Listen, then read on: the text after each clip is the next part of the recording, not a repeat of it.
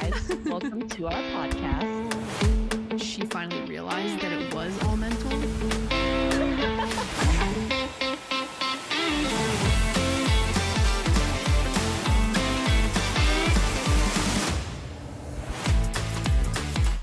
What's up, y'all? Welcome back to Yips and Giggles. Peyton and Anya here. We have a wonderful guest here today. She played tennis at App State and College of Charleston, and now she's a pickleball queen. Welcome, Miss Kate Earnhardt. Thank you. Let's go. It's your Guys, thank you so much. This is a lifelong dream of mine to be on a podcast. Well, we are so honored that you decided to come on ours to fulfill Yes. that dream. Yes. As my debut. Heck My yeah. Exactly. We love it. It's the start of a wonderful career. You're welcome. Absolutely I know, love it. caller daddy asked, but I was like, Right. I gotta go. Yeah, I I gotta go mean, here first. you gotta stay loyal, you know? You gotta stay loyal. For those that don't know, I've known Kate since I was, what were we, like 15, 16? Maybe even Yeah. earlier. I couldn't drive yet. so- Yeah, that is true. That is true. We played in the same academy, grew up, playing juniors together. It's been a long ride. She was in my wedding. we've Show you my wedding. Yep, we've come full circle. So we wanted to kind of get into a couple things today. Of course, you played in the wonderful juniors tennis. So we'll get into that a little bit. You went D1, transferred. We'll kind of get into how that all occurred and what that was like, because it's a little bit different now, the transfer portal and everything in today's age, obviously. But we kind of want to know about the pickleball first. So how did you kind of like transition from the tennis to the pickleball? The short answer is I know the pickleball community grew amongst the older crowd, like the generation, like our parents' generation first. Yeah. So my mom got really into pickleball and she started like playing the sport like twice a day, every day. She really got like addicted. I don't know if you guys know, but people get like Mm-hmm. really addicted to pickleball. I mean, it's so she got huge. addicted and I was like, what are you spending all of your time on? My fiance's family has a place in Naples, Florida. And so when I went down there for the first time, it's actually literally like their neighborhood backs up to the US Open Pickleball Center. And I was like, what is this? So I went down there for the first time. It's like 80 pickleball courts and it's like, Holy cow. oh my gosh. So I started playing there and then I came back and was like, okay, wait, I kind of want to keep playing. And I'm sure you guys feel this way, but playing tennis, I'm just like a really competitive person. Mm-hmm. And I feel like it really scratches that itch, Mhm. to go play on like a Thursday night and leave either like crying or like really happy. And then you realize you're like playing mini tennis with a wiffle ball Yeah. and you're like, Oh. it's really not that deep, but it's fun. It's something to do. And you can play at any level. Mhm. My parents play literally every day at their level. I play at whatever level I'm at. And then you can literally go on tour. Yeah, if you it's want, actually insane. and quit your job. So Yeah. it's really interesting. It's also easier. I don't know if you guys find this, Peyton. I know especially you living in literally Ireland, Scotland. You always say that. But I don't know if you guys find this, but since we play tennis, whenever I want to play tennis, it's hard to find people to hit. Yeah. Like, Yes. not a lot of people play tennis how we played tennis. Like, Right. it's hard now, especially with like public courts, like finding a court. Right. But it feels like everyone plays pickleball, and now all these like pickleball centers are opening up. Yeah. So it's like way more accessible too. So like that was a big part of it. Yeah. And like I'm in like such just a community. There's like a group chat of 30 of us. Like I would Mhm. never have that with tennis here. Yeah. So Well, yeah. I mean, it's growing so much. And yeah, I mean, at the same time, like, I got really lucky because I have like a neighborhood club over here who actually has some like pretty good players that I can hit with, like That's tennis wise. But yeah, like pickleball is not a thing over here. There's like paddle and stuff like that, but pickleball is That's not so really a thing. interesting. Yeah. No, mean, because here and specifically like in Charlotte, I feel like every time I try to go play tennis and maybe I just need to get into pickleball, like I can't even book a court anymore. yeah. Because all the tennis courts are like taken over by like pickleball lines and Yeah. these pickleball like clinics and everyone has like groups, which is like great to see people out and about and for some people it's more of a social thing. For people like you, it scratches that competitive itch. I was gonna ask you, I was like, do you do it like just for like social, or like you still kind of just want to like kill people on the court? So, but That guilty pleasure. I mean, from research, yeah, like Yeah. yeah, literally. From research though, it sounds like pickleball really just started growing like around 2013, 2015, and then exploded in 2020, like around COVID, because people didn't have any of that social interaction and they wanted to like get outside, and pickleball was easier maybe than tennis to pick up, and you're like still far enough away from the person that you could be with the person and not have to like breathe the same air as them. And it's a little bit lower impact, again, like maybe easier to learn compared to tennis, like you said. Like the growth curve is like pretty steep, I would say. And now I think about 20 million people in the US play pickleball. Like it was like the fastest growing sport from 2021 to 2024. So maybe I need to hop on. I remember in COVID, I like had never even heard of it. Me neither. The first time I played. And then literally a year later, I felt like in like 2022, it's like then like you couldn't, like everyone was playing. It's you kind can't of even addicting. play tennis anymore. It's addicting. It's very addicting. Like, and it's like doesn't tire, especially if you just play doubles. I play singles too, but like doubles, like it's a great like workout, but like it takes a lot to get tired too. Right. So it feels like you can just like keep playing. Like I'll play for 2 hours and I'll feel like you're good to go. I really like could have played like 4 more hours. Like my dad will play before work and then he'll play after work. No too. way. Like no way. Yeah. And he's just like, that's a normal day. Like it's just like you keep wanting to like, because it doesn't tire you out like too bad. Yeah.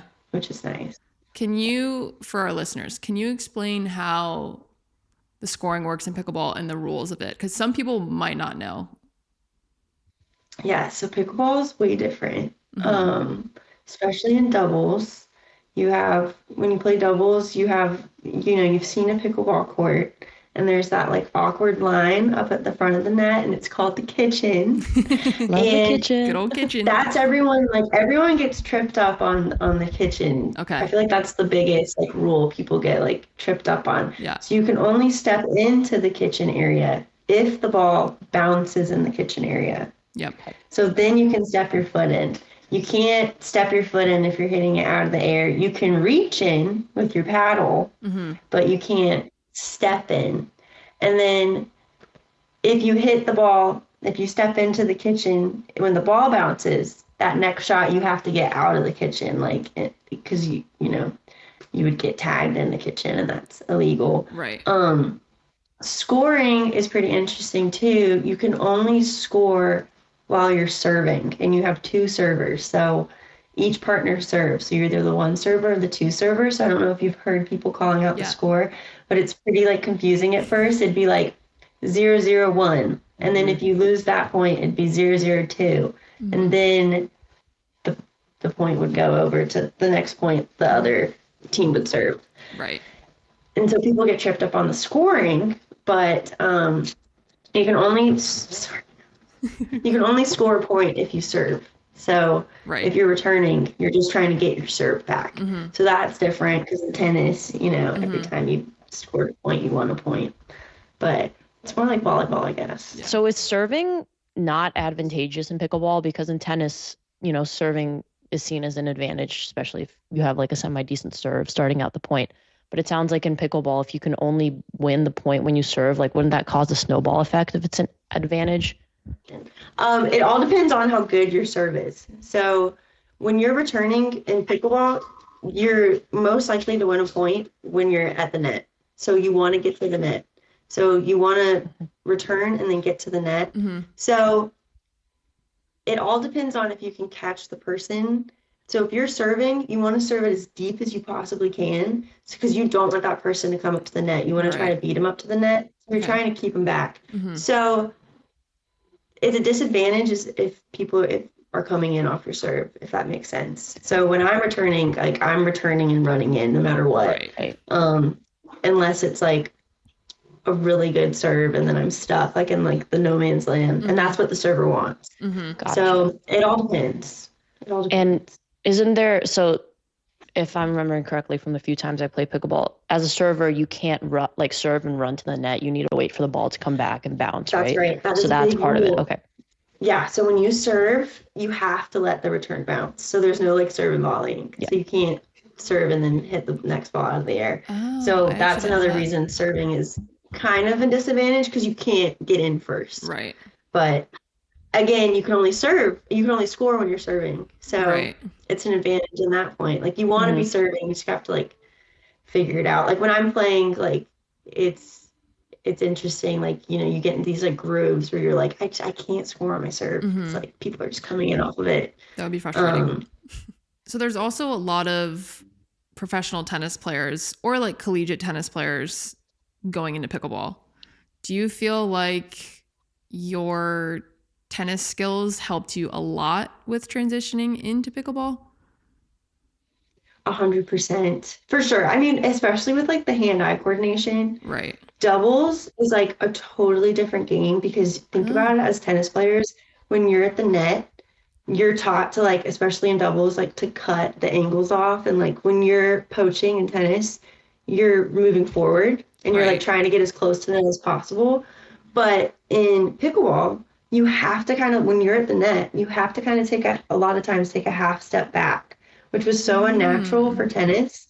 It's like when you're at the net, you're having to like back up. And pickleball, it's not like you're volleying like a punch like in tennis. Right. You're swinging like Right. all the time, like every shot. So when I played pickleball like really competitively, like for like my first spring, and then I tried to play like a summer league in tennis, I was like swinging on all my volleys, like they were hitting the fence. I was like backing up to like try to hit a volley, which like isn't even possible in tennis. Like, so there's like a lot of movement. Ruined my tennis game. Yeah, I also weirdly I get made fun of, and I'd be curious to like I don't watch enough pickleball where I've watched the tennis players, but I've gotten made fun of for split stepping. Really? I would think it's that like you would not a need to thing. split Apparently, step. you're not supposed to split step. Like I'm You're always supposed to kind of split stepping. change directions. Yeah, you're not really. I've gotten made fun of it multiple times, so I'd be curious to like watch more of the tennis player converted pickleball players to see if they're split stepping because. Yeah, I've gotten made fun for it. But now singles, on the other hand, for the most part, it's like mini tennis. I mean, you still have the kitchen, but you're still playing the point like a mini tennis point. Like you're setting it up to like get to the net and like your angles and stuff. But doubles, but in terms of like hand-eye, for sure. I mean, there's people so good at pickleball, and I'm like, the fact that they've never played tennis is like unreal to me. I'm like, how is your hand-eye this good? How are you able to put topspin on a ball and you've never played tennis? So in terms of that, like 100%, definitely got a head start. And so you started obviously playing after college, scratching that competitive itch. How did you decide to start playing like higher level tournaments? How did you get into those? Just by like realizing like I was like, you know, like be pretty good, you know, like just being competitive at like that like local level and like just realizing like, okay, like I can't just like play something and then like if a tournament comes to town, I'm not just gonna like be like, no. So I must. it started with like just playing like a few things in Charlotte. And then my fiance's family, like I mentioned, has a place in Naples where the US Open Pickleball Center is, and they host the US Open every year. So it was like a no-brainer for me just to like try to go down there and play that because I can literally stay with them and I ride my bike over to the matches. It's like so fun. So that's when I played there, and I played there at like a 5-0 level, so it's like the highest level before before pro. And I did pretty well. So I was like, did very well. Okay, like I guess I kind of like play a little bit more. But then I realized, so I won at the 5-0 level down there, and I realized, okay, like maybe I can like try to play pro, like I'll just see what this is about. And it's really hard. First of all, if you're playing a pro tournament, especially in the PPA, which is like probably the biggest like one out there. If you play pro singles, they start on like Wednesday. Right. So you're playing, especially I think main draw's Thursday, like qualies is Wednesday. So, if you have a job, luckily, my job's pretty flexible, but if you have a job, it's hard to like go play this because you have to take Wednesday, Thursday if you make it, and then if you play doubles, that's Friday. Yeah. So it takes up a whole week, first of all. And then other than that, the level is like I played qualies in like 2 pro tournaments, and I never made it out of a qualies. I think I won like a round or 2. Mm-hmm. But it's like a different level, and then you play against these people. So it's funny, I played my first pro event in Cary, and the first girl I played, I think they actually put me in main draw because there wasn't enough people in qualies, but the girl I played first round, I'm not kidding, I was like, where is she? Like, I was on the court, like, waiting for her. I was like, where is this girl? And I look over, and she was signing paddles. There was like a line of like 10 deep of like fans. And she was signing paddles. And You're I was like, oh, this is pretty good. I couldn't imagine that. Yeah, and then imagine this. Imagine this. Okay, so then you have these thoughts because, we played college tennis. We put ourselves, think about like all the time we've spent playing tennis. Like a lot of times, like we're doing it because like we're in college, like it's our job, like it's everything. And imagine being, an adult and you drove yourself 2.5 hours up to Cary on a Wednesday. You get beat in about 15 minutes and then you're driving home and you're like, I just did this. And by the way, to play these events, it's not cheap. It's like $100, like an event to play. Oh my God. Yeah. And so imagine driving home and you're like, I just did that out of my own free will. Like I chose to do this with my time today. And that's how I chose to spend my life. And so it's that battle of like, but then you get home and then like, you're like, I want to get better. I want to do it more. I want to be that cool. You'll always have that inside you. It's like a constant battle. Yeah. It's definitely like a constant battle of like, what am I doing? Yeah. But those girls, and you get to that level and none of them have jobs. So then that's when you get into actually being on tour and you can travel and get brand deals. And a lot of people, a lot of their money comes from not prize money because there's not a lot of money in prize money, but just like they're like influencers. Yeah. Like I played one girl and she had her own personal photographer with her. Wow, that's crazy. Taking pictures of her. Wow. For brand deals. And I was like, okay. And she was like, this is my living. So like, is the environment pretty like cutthroat at these tournaments or is it fun? Like what's kind of the vibe? Like I'm really curious because we grew up in juniors, which was just like the most ridiculous thing ever. And then you then you get to college tennis and it's like, oh, like it's a little bit different. But then so what's pickleball like? I'm curious. Even with like the signing the autographs and everything and stuff like that. It's intense. Like you would be surprised at how many fans there are. Like at these pro tournaments, like there's like people running, like you said, my match got delayed for 20 minutes because she was signing autographs. Like I think that should have been a point penalty. I agree. And then especially when you get into the level of like this is their job, it's really intense because they're like, this is my paycheck. And you're out here like, I just drove myself up on a Wednesday for fun. Like it's definitely not the same vibe. At the amateur level, I mean, you guys, like it's everywhere you go, you just, at the end of the day, like, and I'm sure it's like this in other sports, like we're just all like over competitive adults. Oh, 100%. So the vibe is like always pretty like cutthroat. I feel like it's just, there's always that one person who's just so mean for no reason. There's always that one person who's cheating for no reason. There's always that one person who like cries. It's like the same thing. So it is junior tennis, is what you're saying. Yeah. Literally, it's like you can't escape reincarnated. There's always like, so funny. And it's drama. like there's always like that one couple that plays together getting in a fight. Like it's just like you realize like we all just need to get a life. Do you and Connor dabble? I know you guys dabble a bit. So Connor and I, when I first started getting into it, we joined like a Charlotte like rec league together, like a city league, and we'd play on like Thursday nights and like go around to like the different parks, and we were partners. I don't we're not like an argumentative type of couple, but No. we did almost break up. Yeah. It almost ended our relationship It brings out for the best in sure. everyone. Yeah. It does. And it's really interesting, how Connor, he never has played pickleball in his life, and I grew up playing tennis, but somehow he thinks the backhand in the middle is his ball. His backhand in the middle, taking All away right, from my Connor, we're gonna have forehand. to Yeah, we're gonna have a little talk chat later. A little chat. Yeah, it's just he doesn't understand, but so we realized we're not compatible. Yeah, that's fair. We're not compatible in that On the sense. pickleball court. Yeah, to clarify. He still Yeah. plays for fun. Yeah. I wanted to go back to something you mentioned. So you said like on the PPA tour, this is the tournaments that you played.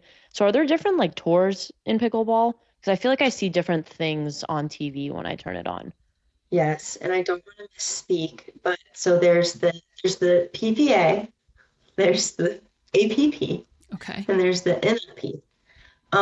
And the APP and the MLP merged, Oh, I think.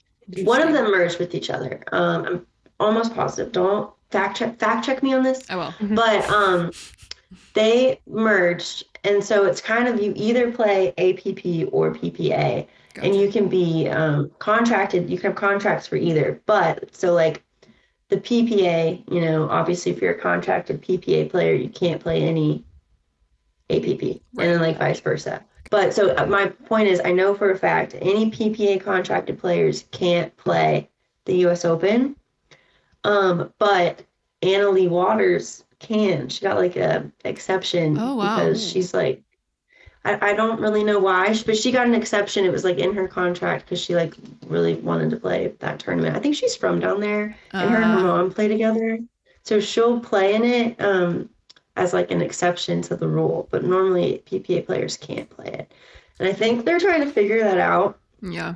But right now they're kind of like pitted against each other. I've only ever played PPA events. I've never played an APP. I Gotcha. don't think. Interesting. I also want to get back into kind of your tennis life. How long ago was that now? The good old When did we days. graduate? 2022? 22. Yeah, 2022. Yeah. Anya got an extra year, but we did not. We decided That's not to right. do that. Probably a good did. idea. Kidding. It was great. Yeah, but so obviously you went to App State first, and then what year did you transfer to College of Charleston? What year was that? COVID 2020. COVID, got you. So what kind of prompted that decision in the first place, and how did that kind of go about? So when I was at App, loved App, great school, great program. I loved everything about it. I loved my coach. I loved my team. But when COVID hit, when I was at App, I don't know if I think it was like a budget thing. I think they were just scared. I'm not really sure what happened, but they cut our men's tennis program entirely. They cut men's track and field, they cut men's soccer, and they told us we wouldn't be able to like travel to like half our matches. I think they put like a travel limit, like we weren't going to be able to travel outside of the Carolinas. It just was like seeming like the world was going to end there. And I'm sure like looking back, it was kind of like a panic decision by everyone, but 3 other girls on my team transferred. My coach left as well. So everything was kind of like falling apart. So I was home quarantining, just like everyone was. And my coach called me, and that's when he said he was going to look for other jobs. So I decided to enter the lovely portal. Oh yeah. Which was How was that? so crazy and fun. It was the weirdest experience. You just like agree to go in this abyss and you have no control over anything. Yeah. I don't know what it was like before the portal, but I just felt like I went into like a magic land and just waited to be picked up. You're like being And I would auctioned just off. sit by my phone. Yeah. And I was told, and I don't know how it was for other people, I was told not to like actively reach out to coaches. I was told to really? wait for them to reach out to me. Okay. So I kind of just sat by the phone and waited for a few schools to reach out, and luckily Charleston called. Yeah. And I wanted to go somewhere. I'm like way too competitive. My only thing was like I just wanted to go somewhere that like didn't have strict COVID rules and that I'd probably hopefully be able to play in their lineup. So I went to Charleston and it was great. Transferring is very scary. I was about to say, was that pretty like nerve-wracking? Yeah. Luckily my coach at Charleston, he had recruited me in high school. So like I had talked to him before and I had visited Charleston. So like I had at least like known him a little bit. But luckily he was really nice. The team was great. But it's scary too because a lot of times when you transfer, especially me, like I didn't get to go like visit and like meet the team or like anything before. I just kind of like got thrown in. But I got really lucky. Everyone was great. I mean, you have your normal like drama and like crazy people. It's always something. But I had like you find your people like immediately. And I found my people fast and had like the best 2 years ever. And I had the option of doing my fifth year. At the time, I just couldn't. Didn't want to. No, thank you. And looking back, like, of course, there's that part of you that's like, that would have been nice. But at the same time, I'm just like, personally, I was just glad. Like, I don't know. Like, you play tennis your whole life. Like, what was one more year? Like, it's got to end. You got to start your life at some point. Like, Anya, like, I know you did, like, grad school. I was in the position, I don't even know what I would have done. Like, I don't even know if I would have done grad school or just done, like, because you can do, like, I had the option, you can do, like, BS classes. And, like, I don't know.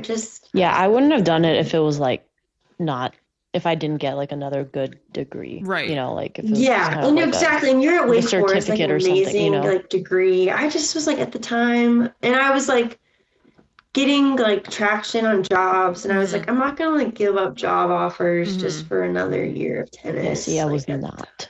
So see, I was like, I'm just gonna. It was a tough one. My parents, my dad definitely wanted me to play another year. I could totally see that. Yeah. Tim didn't want to let it go.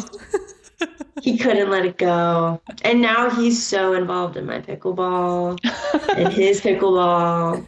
And it's just like, it just fills that void. Like it's always going to be this like void and vice. Do you feel like that keeps like your bond like a little bit closer? I always felt like, like my dad was always also like so involved in my tennis, and I felt like we were very close because of that. So does it kind of like transition into the pickleball too? Yes, 100%. It's like something to talk about. It's like just something to talk about. Like yesterday morning, me and Connor, my fiance, went to play with my parents, like and just played for 2 hours trying to kill each other, and like it's just something like. Yeah, it definitely keeps it there. It's like that connection. Yeah. Does your dad still try to like give you coaching tips? I don't know. I feel like parents always try to be like, you need to better in pickleball. Open up your hips a little bit He's more. Really open up to he's really open to criticism, which is really nice. Him and my mom are. Yeah, because he just tries to hit the ball as like hard as he can every single time. Yeah. Which is hilarious. But no, it's he hasn't gotten there yet, but I'm sure he will get to the point where he will be coaching me. Do you feel like from like a mental standpoint, do you feel like tennis is similar to pickleball, or is it a little different? Like, we've already talked about this obviously, but we've all had the yips. We've all had a lot of anxiety in tennis, all three of us, obviously. So is it just as nerve-wracking in pickleball, or is it a little bit better? So, yeah, it's funny. I went to my first tournament, and like I mentioned, like I drove myself there alone. I got there, I'm just like excited to just kind of like, I've been practicing singles, so I was just excited to see kind of like what I could do. And y'all, I'm not kidding. I don't know how you were before matches. I went through like in juniors, I would throw up before every single match. Like I had extreme performance I couldn't anxiety. eat before matches. Yep. Yeah. I would just throw up for no reason. I get like a nervous tummy. And I got there and I pulled into the parking lot and I was like starting to walk in and it just kind of like hit me. Like I was like about to like compete and I was so nervous. Really? Like so nervous. And playing, I like literally was starting out like I was like my hands were shaking. Like I don't know if you guys ever had this like in a big match, like you're kind of shaky at the beginning. Oh yeah. And then once you get into it, you're like into it. I was like shaky. I was like, oh my gosh. I haven't, knock on wood, I haven't experienced the yips in pickleball yet, but I know people who have. I have one friend, he's on tour and he had the yips on his serve. Really? And you're thinking like you're hitting a wiffle ball and you just drop and hit it. It's not like it's motion like tennis. Like you're like, how in the heck? Like thinking about it from the outside is so obscure. You're like, there's no way you have the yips hitting a wiffle ball across like 10 feet in front of you. But I've experienced like when you get in like an ultra competitive situation, and for him, that's his job, that's his paycheck. He's contracted to play. It's crazy like how your mind will play tricks on itself, and you're just like, it's incredible how how you can just be so like self-destructing sometimes. Wait, Kate, what did you have the yips on in tennis? My forehand. Oh my God. Similar to Peyton. Twins. There has to be some sort of correlation there with us both having the yips on our forehands. Mine, I know exactly what mine was. When I was 12, in tennis, I had a fully Western grip. Yeah. So when I was hitting, it was like this. That's like similar to you, Peyton, right? My coach at the time hated it. So when I was 12, he talked my parents and me into switching it over to like more of an Eastern, like semi-Western. And when that happened, I was just... I think it was like literally, I'm not kidding y'all, Peyton, Ani, you weren't from North Carolina, but we had this it was like a huge tournament for us called the Qualifier. Oh my God. And it was like just everyone in the state plays in it, and like if you do good enough, like I don't know, it was like a really good, you got good points to go to Southerns and whatever. So it was like 2 months before the Qualifier and they switched my grip. And the coach at the time, the coach is always like, I don't care how you do as long as you're making the right changes and playing the right way. But no one ever thinks about that when you're like in a match. You're just like, I want to freaking win. So I had been like, I went through all this stuff and I finally got to where I could like kind of play with my new grip. And then I remember going out there at the Qualifier and just, I'm not kidding. I really think I like whiffed balls. I think every ball like went into the like net, like the ground before the net or the fence. So that's when I developed my slice forehand immediately on the spot. And I'm not kidding. From the ages of 13 to about 16, I think I maybe hit 3 topspin forehands in a match. I never hit a topspin forehand. I got recruited to go play in college, and my coach had never seen me hit a topspin forehand. Yeah. Oh my God. I couldn't do it. It became part of my game. Because I couldn't. So you had the yips for a long time then?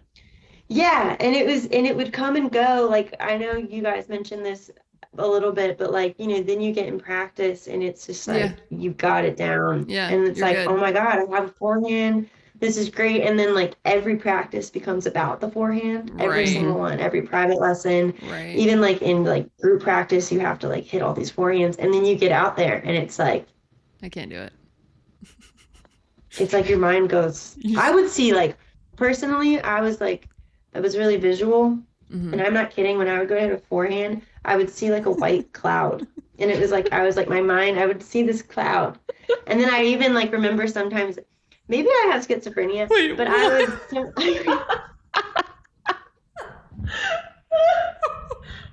What?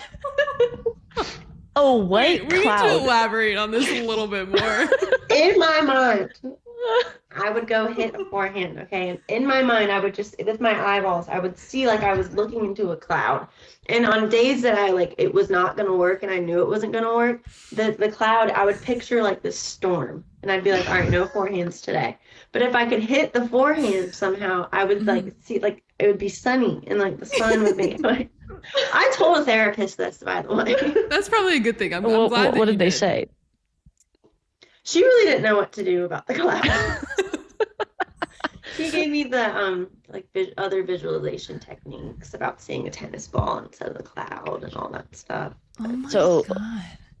Okay, so this cloud, did it follow you into pickleball or no? No, because you don't really hit a lot of ground strokes in pickleball. True. Yeah. Like with because you're always like at the net or like trying to get to the net, and I'm normally able to just hit a backhand, so Yeah. to get to the net. So far, no. That's good. What I are haven't had the yips yet. are there different grips in pickleball as well?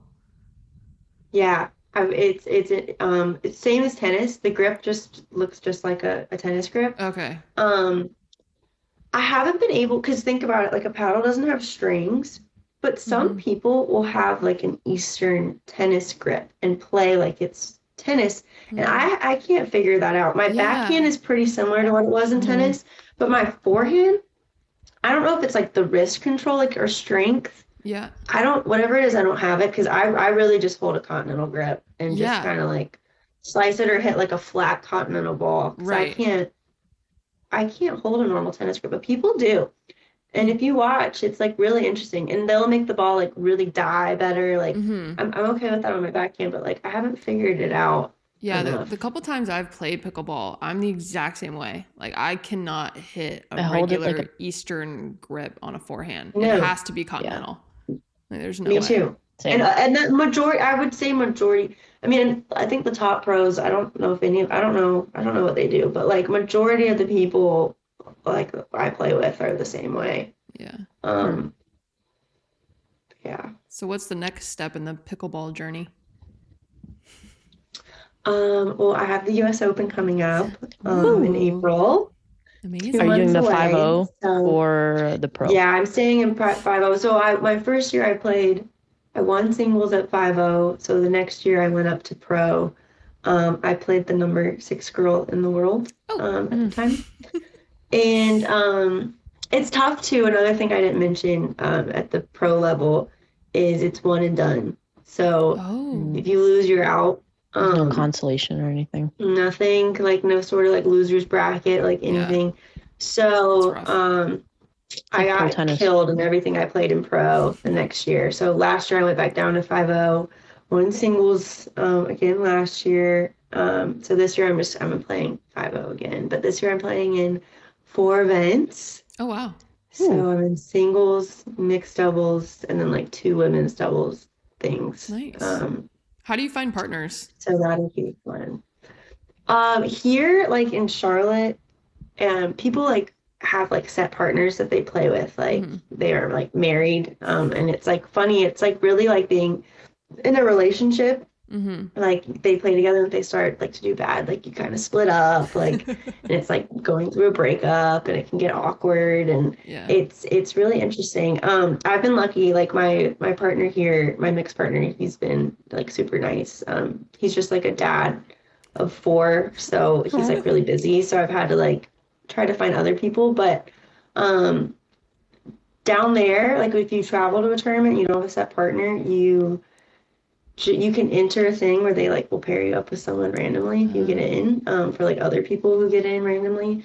But I've been down there enough now. I have like some people I know. So everyone I'm playing with this year I know from like previous years, and they all live down there. So it'll be fun. But yeah, people take their partnerships really serious here. I bet. It's really interesting. I want to ask one more thing. Back to the yips. Your screaming in the forest story. Oh yeah. So yeah, going back to my yips. Yeah. Of course. Nothing could cure it. I tried everything. I saw a therapist. I meditated. I visualized. I did a lot of things. And my coach at the time was also Peyton's coach at the time, and he was great. He was a great coach. He could be a little unconventional. He could do some unconventional things. And he would just, I mean, my forehand drove him up the wall. And I'm sure Peyton feels the same way. I added to the stress, so it didn't help. And I know your story, Peyton, of how he just left you on the court. Yeah. He also did that to me. He tried, though, and then he was coming from a good place. Right. He just wanted me to get over it, because he could see, and same with you, he could see how good our forehands could be. Yes. And then we couldn't do it sometimes. Yeah.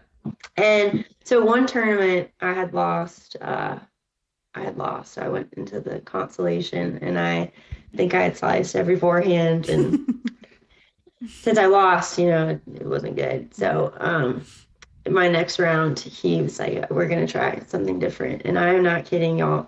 This was in Montgomery, Alabama. He took me into the woods, and so he was like, follow me. It just is not a good start. Not a good start. He was like, follow me. And so I'm following him, and it's like, I don't know if he was gonna like call someone, or like if he was just gonna like talk to me, or if he was gonna kill me. And we just kept walking, and we like went way deep in the woods, y'all. Like, I was like, how are we gonna get back? You're like, where are we going? Do you have a compass? I don't have a compass. How are we gonna get back? We're in the middle of Montgomery, And so Alabama. finally, yeah. And it snowed. That tournament, it was freezing. Yeah, I remember It that. snowed in Montgomery, Alabama. And he was like, all right, we found like a clearing in the forest. And he was like, all right, I want you to do something for me. I want you to scream as loud as you can. I will hit my effing forehand. But he said the cuss word. And I'm like 14. I'm not cussing at home. I don't think I'd even ever said that word out loud. Yeah. Mind you. I was a good little girl. And I was like, what? He's like, I want you to say it like as loud as you can. And I like said it as loud as I could. Like, I screamed it. And he was like, no, louder. And so I screamed it louder. Like, I will hit my effing forehand. I'm a 14-year-old girl. I weighed like 80 pounds. Yeah. And I was like, I'll do it. And I went back out on the court, and I sliced every forehand. And I did not hit my effing forehand. When you hear stories like that, it's like, and then I never hit another slice forehand. I was freed. I don't think I didn't know. Nothing. Right. So screaming in the forest doesn't work for those that are listening. I was really thinking of trying that out. But thank you for telling me. But I feel like sometimes you do need to kind of release the tension in the body. That is one way you can do it, is screaming in the forest with your coach. Yeah. Did you ever get over your yips? Nope. Sick. Love to hear it. Nope. Stop playing tennis. I actually was laughing. I was going through my photos like recently, and this was after listening to the Yips episode of y'all's. And in my head, I think I had gotten over it because I just learned to like accept it and like grow in my game, just like hitting a slice forehand. And I was like, I think I kind of did get over it. And I'm not kidding. I found this video of my senior year, like literally one of my last matches. And I clinched for us like 4-3. Yeah. And it was like a huge moment. And I like, so it's on video, like the last point, and I watched it, and I sliced every forehand in the video. Hey, it worked. It was one of my last matches ever. And I don't think I ever.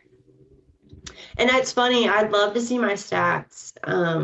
I think maybe my whole life I hit maybe 2 forehand winners. I don't think I ever did that. Which it's so annoying. And it's sad. Like, it is. And it's sad because, like, I was competitive. Like, I was, like, pretty good. But it's like, weird to think about how much better I could have been if, like, that wasn't such a big part of my game. But that's just how it was for me. Yeah. And I just couldn't. Yeah, and I feel like looking back now, again, yeah, same. I feel like sad for my like younger self because I'm like, you're putting so much pressure on yourself and you're giving yourself so much anxiety that just doesn't For need to no be reason. there. Doesn't need to be there. And Yeah. you could have been that much better if you just like accepted the situation that you were in and just got on with it and just played. Like, And then you think about it, and I'm like, wait a minute, I was like 12 years old. Like, I exactly. didn't even like know how to do long division, and I'm like having all this like pressure, Yeah. and I'm like, I don't like. You're so young, you don't think about it. But same, I look back all the time, and I'm like, if I would have just done that, like if I would have just like gotten over it, but it's just so much could have easier enjoyed it said than more, done. And too. you're so young, and like, you know, like my parents were great. Like my dad was great. Like he was the best. He was so supportive. He took me to every tournament. He was like, but you know, like they want the best for you. And sometimes it can be like really intense. And so then you get into the mindset of like, I don't want to disappoint my parents. Right. Like I'm not supposed to lose this match. And you're like 12 years old, like thinking, then you're like scared not to lose. And then you're like getting into the whole conversation of playing not to lose versus to win. Yeah. And it's just just a snowball effect. Yeah. It's just a snowball effect. And I think everyone goes through some version of that.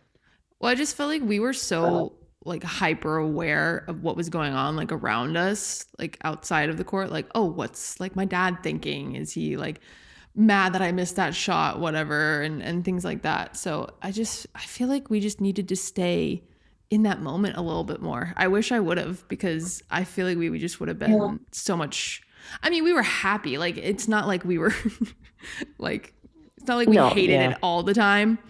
But like when it was bad, it was bad. Don't get me wrong. But I feel like we would have enjoyed it so much more if we would have just like stayed in that moment and just let ourselves play tennis. Like it's a sport. I'll never forget. We were so young. I'll never forget. I played Peyton in a match. And she was like beating me so easily, which was normal. But I'll never forget, Peyton, you had this like big hat on, and every time you would miss a ball, she pulled her hat down and just tears. Crying tears. And I'm like, honey, you're up 6-2, 5-0. Like it's gonna be okay. And I just remember thinking like it's what was okay, girl. Like what was wrong with me? Like I was just, you were such a perfectionist at such a young age, I think. Like like, and think about it, we're so at that time we were not 12, we were like freaking 8 years old. Like we were like 10 at the oldest. Yeah. And so it's like your body, like you're like, you don't know how to handle no, you don't know how to handle it. I didn't do exactly what I wanted to do. Exactly. And like with tennis, you think about it, you could be making a mistake every 20 seconds. Like that, as like a young child, you're just like, oh my, you can't handle that constantly happening. That level of failure. And, and newsflash, you can't talk to anyone else about it. When it's tennis, I don't know of any other sport, it's just you out there. So we all become psychopaths talking to ourselves like out loud. Like we have freaking like, we're all like schizophrenic maniacs just like talking to ourselves. You can't talk to anyone else, especially like in juniors in college, thank God. Genuinely. But you can't talk to anyone else. You're out there, and then you can't talk to your parents. You can't talk to a coach. You can't talk to your opponent. You're just like, it's just you stuck in your own mind. But you like look over to the sidelines and you see like your parents standing there and like they look pissed. Oh, the worst is so this. mad, and you're like, oh, I am gonna get a talking to after this match. And then you're like, okay, let me just try to like hit winners, like perfect shots for the rest of the match to like save it. And then you end up making even more errors, and then it just goes downhill, and it's like, oh my God. Oh, you like the worst is seeing your parents go like this. Yeah. Or like walking away. Walking away. One time, like, I love my dad. I love him so much. But one time I was playing a match, and I was up 5-1 in the third, and I lost that match, and we were in Georgia, and my dad walked away. And like, you know, sometimes parents walk away. And I was like, yeah, this one's bad. I was up 5-1. I think I had like 8 match points. Came off, and I'm like, this is going to be a bad one. And I'm like, where's my dad? Where'd he go? I've heard this story. Where'd he go? And coming to find out, long story short, my dad went home to North Carolina, and he left me. He left me in Georgia. This is what tennis does to people. And I was like, genuinely, it's what it does to people. And he and he just wanted me to, he wanted the best for me. He knew I could have won, but at that time, he just wanted to let me know, Yeah. I could be better, so he left me Yeah. I think tennis is what has given me like my mind reading skills of like what people are feeling emotionally, because I would always look outside the court and try to guess like what my mom or my dad was thinking. You know what I mean? And I'm like, why are you not paying attention to the point? Like you're actually trying to like read somebody's mind. It's not even like remotely involved in this right now. And so now I feel like it's a bad trait that I picked up over the years. And I don't know if you guys did this, but like I went through like a phase where like my dad would be like, okay, like you need to like write in this notebook like the things that you need to remember to do this match. And it's like you read that little piece of paper over and over again, and it's like after the match you'd be like, did you not read anything on that paper? Or it's like if you don't open it like on the changeover, it's like, well, yeah, that's why you lost that game.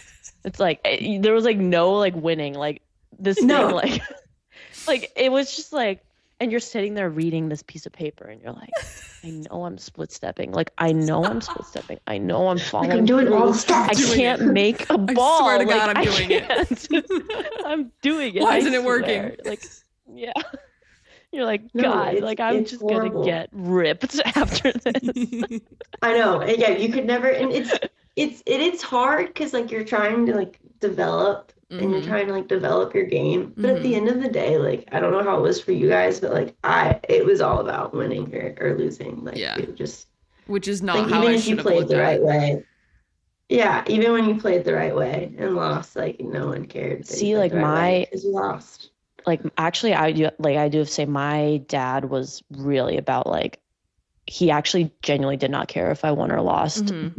Like he was very much so like you need to play the right way. And like there had been like I won a lot when I was 12 and 14, but I probably wasn't playing the right way. Like I was like pushing and like all this other stuff. And he's like, dude.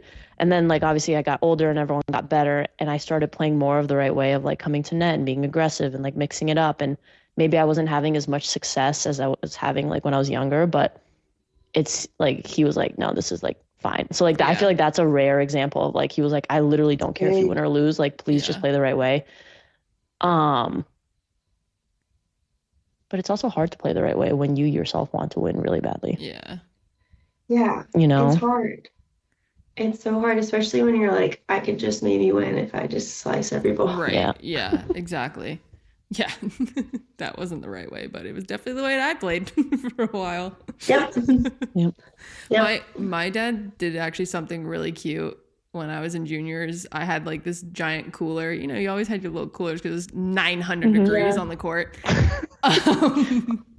We got like 10-year-olds passing out. Got ambulances driving IVs through. in the back of the ambulance. The frog togs. Had to get the frog togs Like, out. the heat index today in loved Mobile, my frog Alabama tog. on the court is 120 degrees. Oh, okay, let's go play. Yeah, we're gonna go play 4 matches today. Yeah, like the Australian Open. Run around. The Australian Open, they got the heat index at like 110. Meanwhile, in like Columbia, South Carolina, it's 130 and we're still playing. It's like, what are we doing? My feet are blistering from the heat of the court. My shoes are actually melting on the bottom. Actually. Anyways, yeah, so I had this like little cooler and my dad like wrote these little like messages and it was like, be positive. Like with like a little smiley face and be like, love you. And so every time on the train changeover, I just open it and see it. But I'd be like pissed. I'd be like, God. You'd look over at the side and he's like staring you down. That is so nice. But that was a nice little memory of the good old days. But yeah, I do look back and I'm always like, God, I wish I would have just like enjoyed it more because it really doesn't. It goes by so quickly. Yeah, like just chill out, man. Have fun. It goes so quickly. Yeah. Like, that was when I was like, I remember playing my last ever college match and I lost it, of course. Same. And I came off the court and just like seeing my parents, I was like more sad like for them. Yes. Like especially like seeing like my dad, like hugging my dad after my last ever match. I was sobbing, and I did not think I would like cry at all. Same. I was sobbing, crying because I was like, it's over. I was like, it's over. Like, and it was like, I know how it was with you guys too. It was our like lives, like Yeah. forever. Like, it's like my identity. And I was Yep. like, it's over. And I was so sad. Oh my gosh. I was too. It took me And like a it's crazy minute. it goes on. It took me a minute. I was like, just kind of staring around, and I was like, wait. I was like, okay, I know we're like stretching as a team and everything right now, but I'm literally about to bawl my eyes out. I was like, I need to leave. I bawled my eyes out the rest of the night, and then I like the Yeah. next day I was like, okay, It's whatever. like a But I was very like, surreal it's feeling. cool. Very surreal. Yeah, and you think like your world kind of stops, and then Yeah. like it keeps, and then it goes, and then there's pickleball. Yep, there you go. Yeah, no, it is Yeah. crazy. Anything else you want to chat about, Anya? This was Or lovely. Kate? Thanks, Kate. Wait, Yeah. I want to ask you guys a question. Yeah, go Oh, for it. yes. Let me think. I thought you had it like planned. I thought you had one prepared. Oh no, No, you're good. no, no. How do you okay?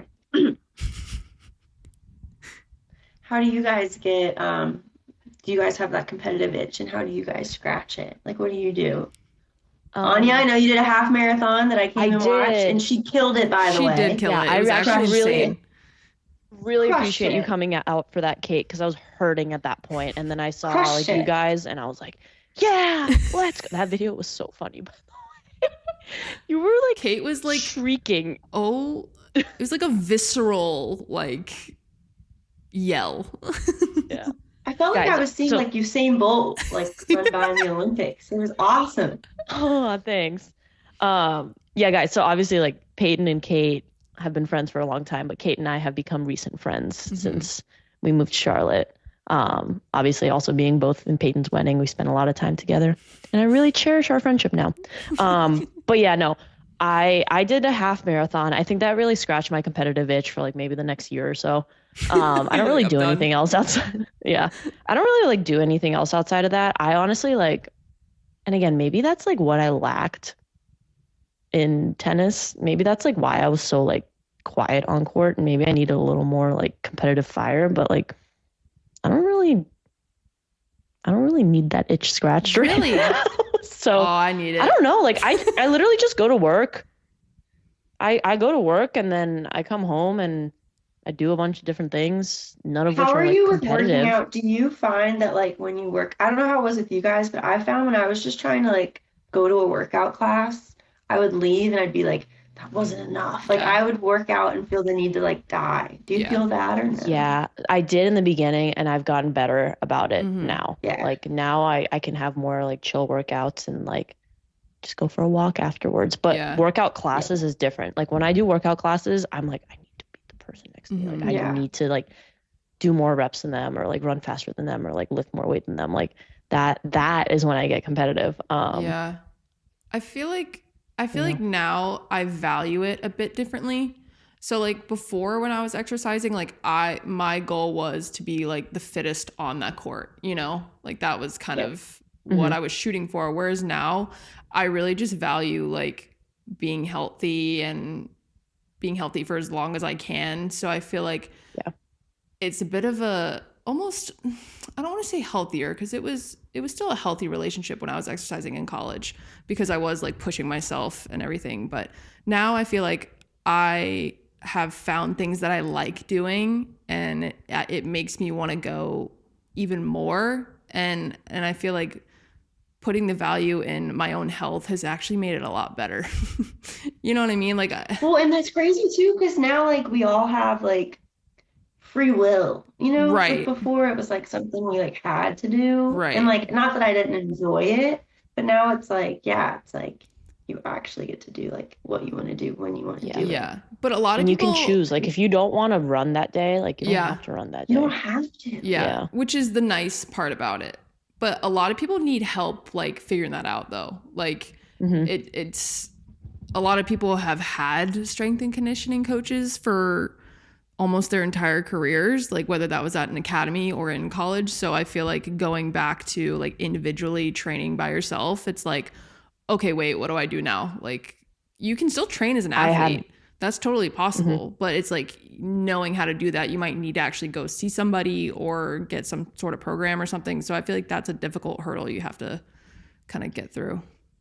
Yeah, that was like my biggest thing once I started working, and I had to work, like I had no clue what I was doing on my workouts. Yeah. And then thankfully Peyton was able to put together like a little plan for me when I was running, and that was really helpful. Together. Yeah. Yeah. It's a lot you don't think about. Like I'm at the gym and I'm like, do one curl and I'm like, all right, that's good. Like, that's not gonna do anything. Literally. I think going back to your previous question, now that I thought about it, I probably get my competitive itch honestly through like work. Yeah. Yeah, like same. Just like doing well at work and like trying to do the best I can at work and like getting praise, getting promotions, things like that. But not athletics wise per se, unless it's in a group class, and then I'm like, I cannot lose to this scrub next to me. Yeah. Peyton, you got into tennis. Yeah, like I still play a bit. Like I'll play once or twice a week. But honestly, it's enough for me to go hit with like a decent player and play points. Yeah. Like I don't need to go play like a full-on match where I'm giving myself anxiety again. Like I don't really want that in my life again. I don't need it. Yeah, but if I'm just getting a good hit and like good points, like I get that good like adrenaline feeling. You know what I mean? It's I don't need the full-on match, but it is nice to be able to, you know, still work those muscles and everything. So that would be my answer. All right. Well, I think that's it for episode. What is this? Episode 6? I can't believe we actually are at episode 6. Yeah. 6. Yeah, I think that's all for today. Kate, thanks so much for joining us. Appreciate it. Thanks so much for having me. It's a dream come true. So much fun. Love some pickleball talk. I learned a lot of new stuff today. Had a lot of laughs. Yeah. What more could we want? Thanks, Kate. All right. Yay. Bye.